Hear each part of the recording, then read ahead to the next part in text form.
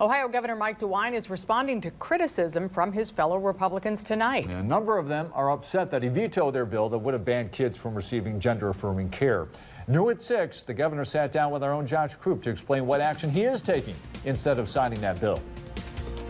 And the governor has faced criticism from everybody from Northwest Ohio Republicans to the former president and other candidates on the presidential campaign trail. He says he expected that kind of response.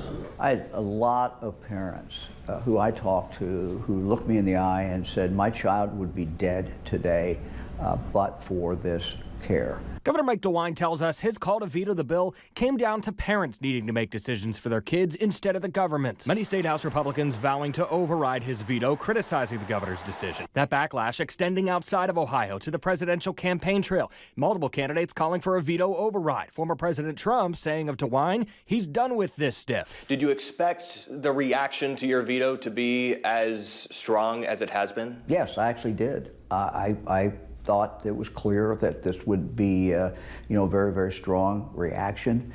But, I have to make the decision that I think is in the best interest of children. DeWine says he studied the issue himself, visiting with parents of kids who would be affected and doctors at various children's hospitals. The House and the Senate had hours of testimony on this. They heard similar stories that you did. Why do you think you came to a different conclusion than your fellow Republicans in the House and Senate? I think that people on both sides of this issue, it's a very, very tough issue. People feel very strongly about it. The one thing we should keep in mind is that both sides care about kids.